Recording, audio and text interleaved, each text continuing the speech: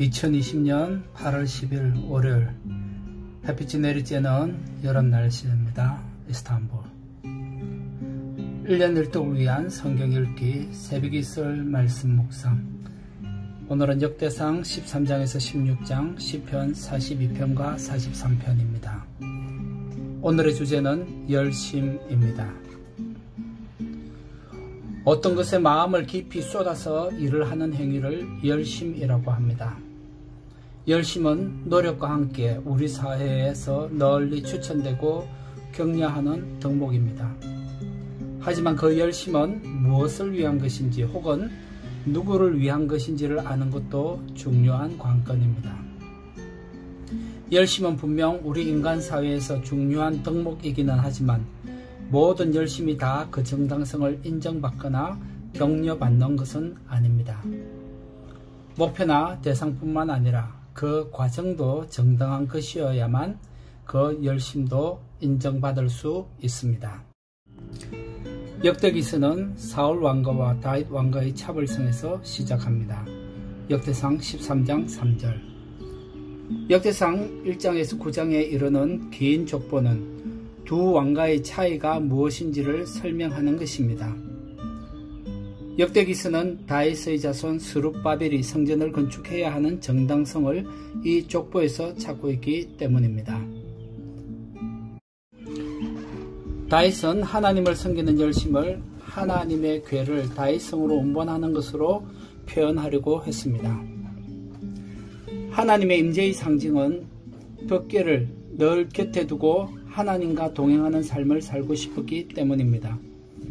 그러나 그의 열심은 하나님의 뜻을 묻지도 않았고 또 주어진 하나님의 말씀을 연구하지 않고 진행한 탓에 우사의 죽음으로 막을 내리게 됩니다. 13장 10절에서 11절. 결국 다윗은 자신의 실수가 무엇인지 깨닫고 율법에 기록된 대로 다시 벽궤를 옮기는 일을 진행함으로써 하나님에 대한 자신의 열심을 성공적으로 마무리 짓게 됩니다. 15장 2절, 12절에서 15절, 민수기 4장 1절에서 15절. 사도 바울은 하나님을 위해서 일하는 데 있어서 둘째가라면 서러울 정도로 하나님께 열심히 많은 사람이었습니다. 사도행전 22장 3절. 하지만 그의 열심은 자신의 잘못된 열심이었다는 것을 예수님을 만난 이후에야 깨닫게 됩니다. 로마서 10장 2절에서 3절. 다윗이나 사울은 하나님에 대한 열심이 있었으나 그 과정은 자신의 뜻에 따라 실천했던 열심이었습니다. 역대상 13장 7절, 사도행전 8장 1절에서 3절. 예수님의 제자들은 예수님이 성전 청결을 위해서 분노하는 모습을 보면서 하나님의 전을 향한 예수님의 열심을 보았습니다. 요한복음 2장 17절.